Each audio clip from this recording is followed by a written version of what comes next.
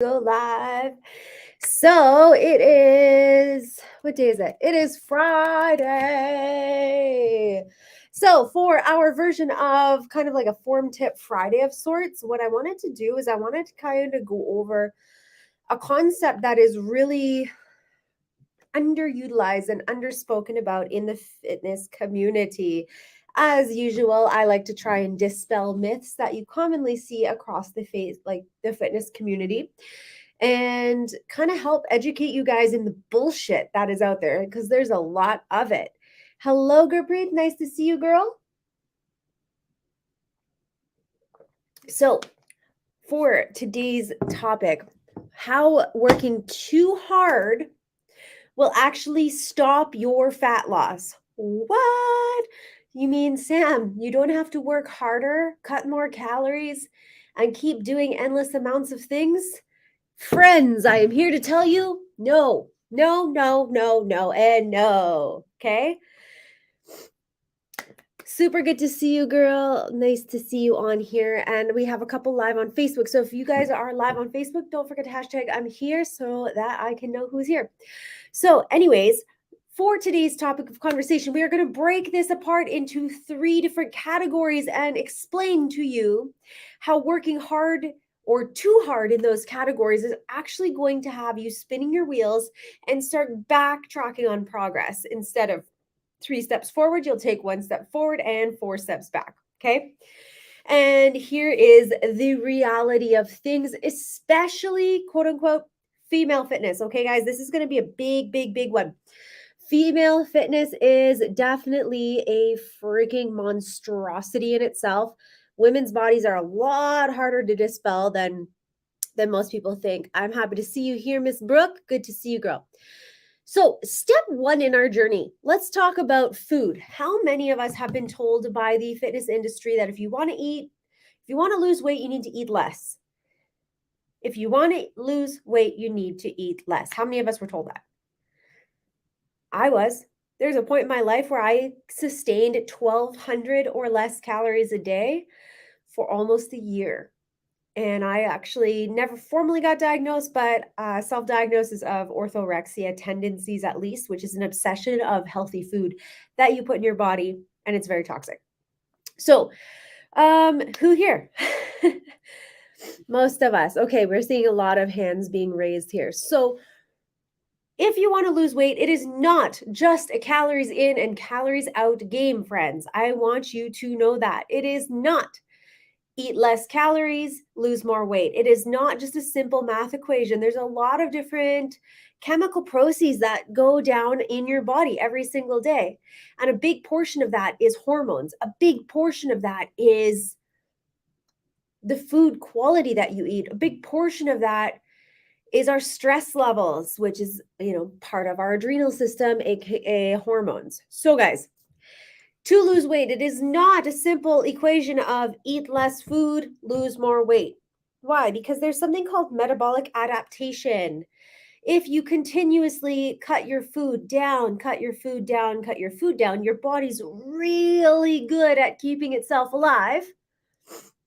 Okay, our body's really good at keeping itself alive. So if, say, you potentially start at 2,000 calories, move your way down, down, down, down, down, down, down. Maybe just to stay alive, you need 1,400, but you're eating 1,200. Our sneaky, amazing body is going to slow its metabolism down and lower its caloric needs in order to help you to stay alive. So, this is where the logic of continually eating less is going to work against you instead of having it make it work harder for you, if that makes sense. Okay. So, it is, your body's not a math equation. It will adapt. Metabolic adaptation is a real thing. Okay.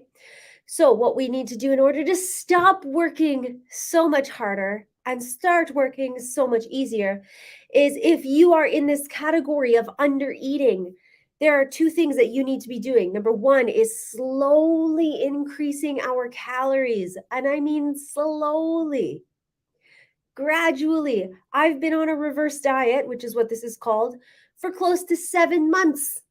It's a slow process for some, okay?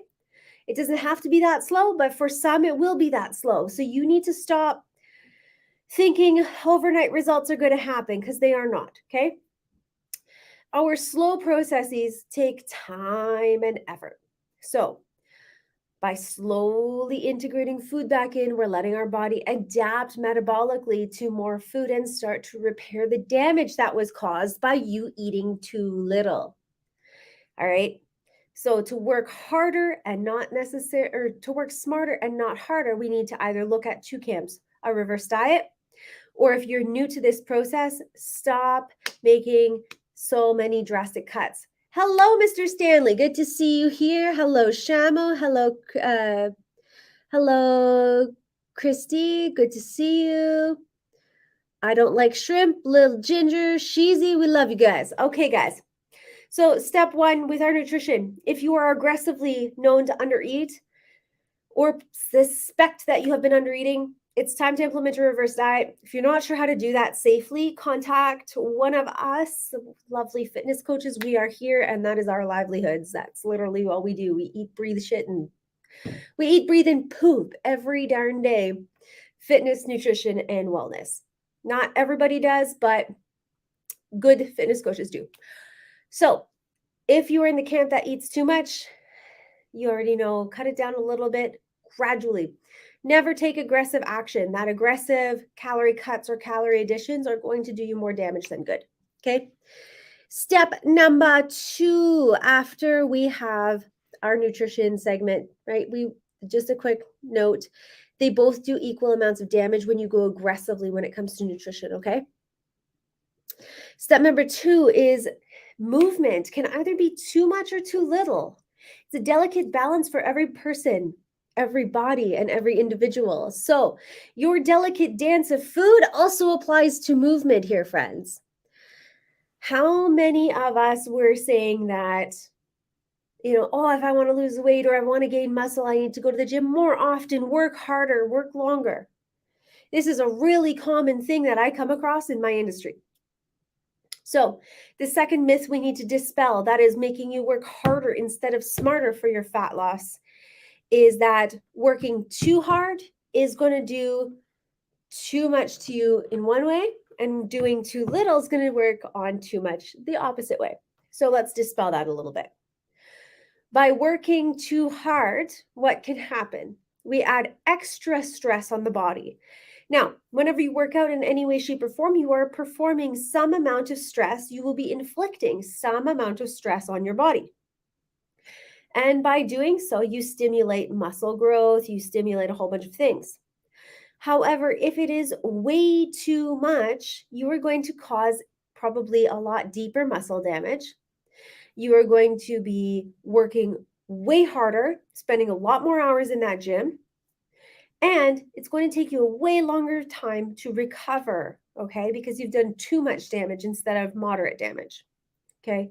When we work too hard, we can also create too much cortisol, which is released whenever we do any form of training. And too much cortisol can add into fatiguing our adrenal systems. It can add too much into making sure that we are not seeing the optimal results because we are going too aggressively. Anybody with a hormone imbalance, stop the boot camps, stop working your ass off, and start working smarter, not harder. If you're not sure how to do that, start moderately, okay? Now, if you are working from the none perspective, okay, if your movement is none, we need to gradually do two things. When this occurs, we want to do either adding in steps gradually, because that will increase what we call non-exercise activity thermogenesis, meaning it will increase our daily calorie burn without exercise. Once we've established a little bit of what we call NEAT or steps, we can start adding in some movement. And here's the difference between activity and exercise, friends. Activity is movement for fun, and exercise is movement with a purpose. So if you are looking for fat loss in particular, you will need to exercise to some capacity. Yes, you can lose scale weight with just a little bit of walking and such.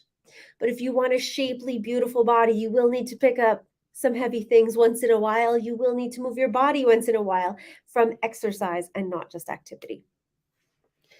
So the bottom line with movement is that if you go too aggressive, it could hurt you. If you don't do enough, you're going to end up having slow results. So having that delicate dance explained to you for your exact needs is something that you can either figure out, you can Google till the cows come home, but learning to apply it to your unique lifestyle is a little bit different. And if you have questions, reach out.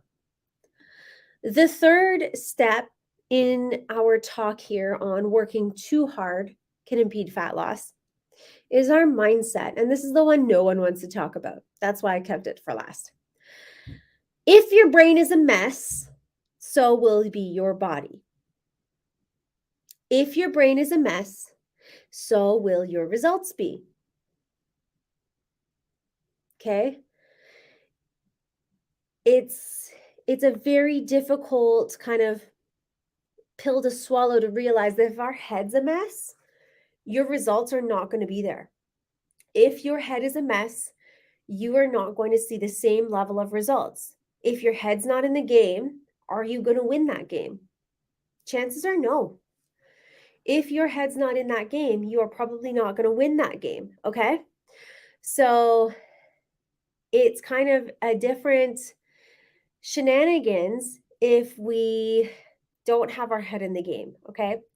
Do you think LeBron James or Kobe ever in a million years went into a game without their head being on straight? Probably not once they hit pro.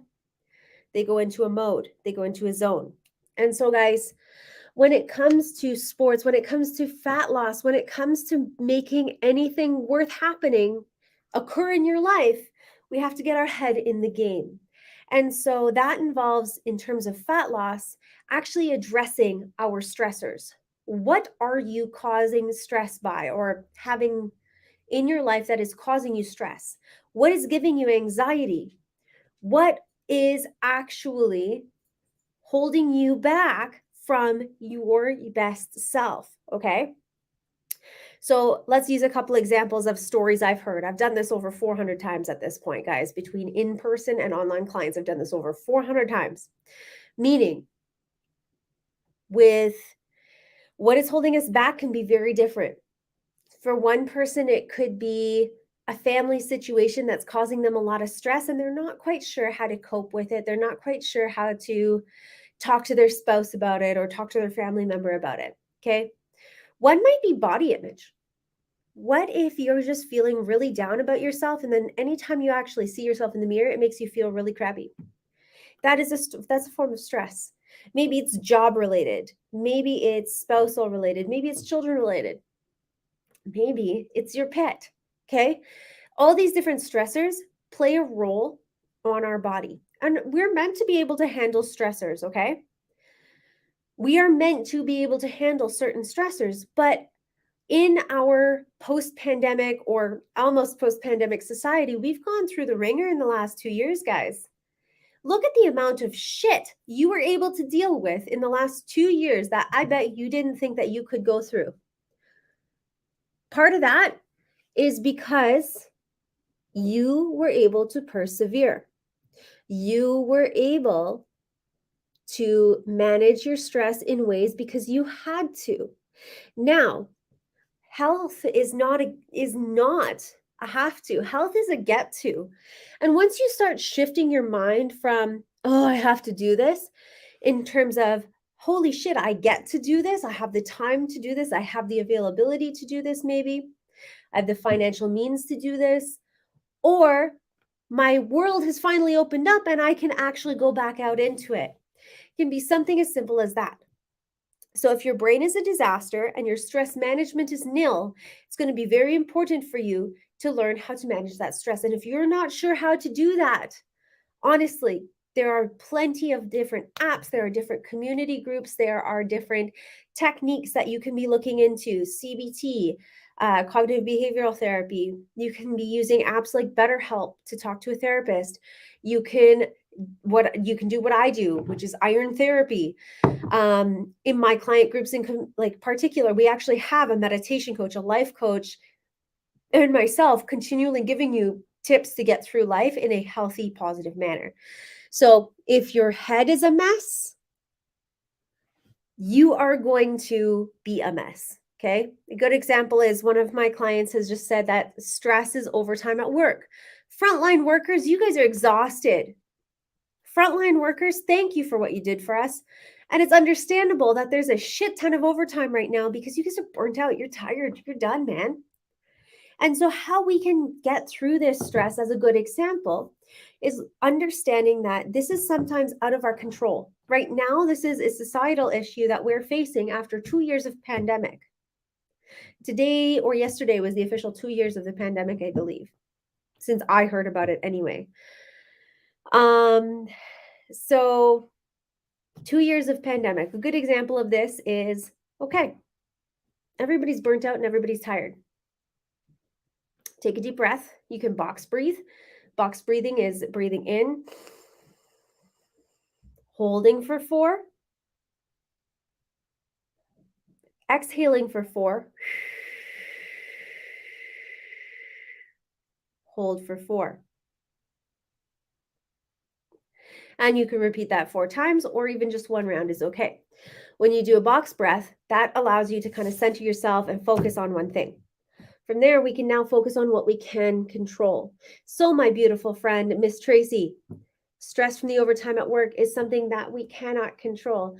What we can control is your ability to give back to your colleagues and give back to the community whenever you were able to take your time away to deal with your things. Now it's your time to allow somebody else that gift. So once you flip the script, you suddenly start realizing that, hey, this is my way of giving back, maybe. Or, hey, this is what I can control. Or, hey, this is how I can look at it. A good quote that stuck with me recently was, happiness is not the absence of problems. Happiness is your ability to deal with problems. Okay. There's a lot of awesome comments coming in through Instagram that I want to share. Jess, you're saying find a happy medium in your nutrition, mindset, and movement. In other words, hire a coach to find that place for you. 100%. We've had a nice dance so far, my girl. And if our mind's a mess, so will your results. 100% truth spoken. You understand that, my girl. Stanley didn't get into his workout today with too much going on in the mind, and he lost the game. Exactly. To be fair, you had a physical thing that happened today. Your left calf cramped. So Stanley, what you can be doing there is you can be flipping our mind like, oh shit, I didn't get in a workout. How we can flip that script is, you know what, I've got a lot going down. So what I'm going to do is I'm going to take active time that I would be in that gym and slow myself down to actively work out my calves that are screaming at me to stop and pay attention to them. So maybe you can treat it with some foam rolling, a little bit of lacrosse ball love, maybe a bath with magnesium salts, and actually supplementing magnesium if you have a chronic issue of cramping calves. Magnesium can help with that as well. Jess is saying too, fatigue will screw you over in your workout too. That is a big one, my girl. Stanley saying, working in the food service industry, the pandemic really messed you over. 100% it would. 100%. Thank you for still getting your ducks in a row with the pandemic, and I'm hoping you got lots of local support. And Jess is saying too, best choice you made was reaching out to a coach during COVID to help you deal with the stress that was coming from living with COVID. 100%. And I'm super grateful to be in a position to be able to help people too. And, you know, she says, a coach is like your best friend. You love them and hate them, but no matter what, they're always in your corner. 100,000%. So when you're dealing with a coach, or if you're not sure how to deal with these different life issues, guys, sometimes that can be a coach, a therapist, a friend, A colleague, a family member that you're close to, sometimes they can bring that same kind of love your direction, but sometimes talking to a stranger at the beginning can make life a lot easier. So like at this point, Jess, I consider you a very dear friend of mine. Um, but we still have that awesome coaching relationship. And what that means is that I'm going to give you the shit that you don't want to hear when you don't want, like when you need to hear it, but I'm going to deliver it in a way that's accessible depending on that client. I don't know if that makes sense. Some clients I can be direct and say, yo, what the fuck? Other clients I have to be a little bit more delicate and say, hey, gentle reminder to move your body today. Hey, gentle reminder to maybe get some protein up. Hey, gentle reminder to actually sleep. Okay? Things like that. I have to change my approach depending on the individual. And that is part of making sure that you don't work too hard and work a lot smarter, my friends. So today's bottom line is that each individual fat loss story is going to be a little bit different. Magic teas, magic supplements are not going to get you there. Working your ass off is not always going to get you there. Working smart for your body, your needs, and your individual, maybe hormone panel, bulking goals, whatever, your unique hormones and goals is going to make the journey so much more pleasant because it's going to be feeling more manageable. If you're going balls to the wall all the time, I guarantee you're going to drop off. And unfortunately, the fitness industry wants you to keep dropping off. They want you to stop. And the reason is so that we can keep making money. That's what the main huge corporations of the fitness industry, Beachbody, bodybuilding.com, all these big conglomerates, perhaps. I'm just naming a few that come to mind. Supplement companies, they want you to think that taking a magic supplement or working your ass off continuously or crash dieting is going to get you to your goals. Why? So that you keep spending money, because when you crash and burn, you're going to gain it back and then some in most cases. Instead of working smarter, they want you to work harder. And my goal for today and for my entire career is to help educate and disseminate what is going on in the fitness industry so that you don't work harder, you work smarter. If you have any questions or concerns, shoot me a DM. I'm happy to answer them for you. But I appreciate you guys, and I hope you have a kick-ass Friday. We got one more awesome comment from Stanley. After working 2 years balls to the wall, I need to slow down a lot more, and school is ripping me up. 100%. School is not an easy task.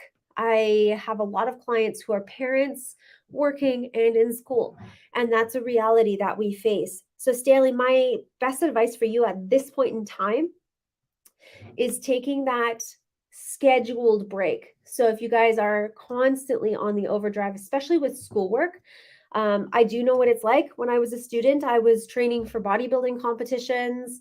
I was in the gym 6 days a week. I was under eating. I was still having a social life.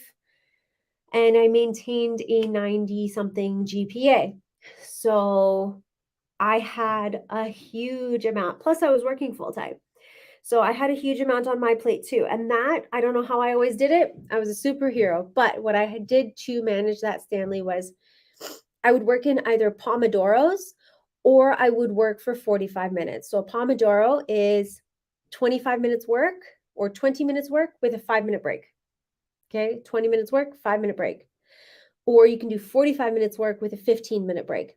It breaks it apart. And in that 15 minutes, you can go foam roll your calf. You could go and make a smoothie. You can do these little things in small stints. I actually continually do it through my workday.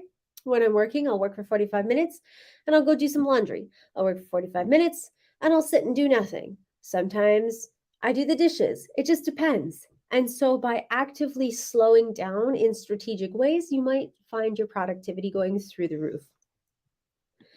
And Kathy, good to see you, love. We're just about to jump off. So guys, if you have any questions, concerns, or comments, make sure to hit me up in the DMs and I will be happy to answer them for you. Thanks so much for joining me on our Friday evening. protein shake talk, I guess. And I look forward to seeing you. Much love, guys. Bye.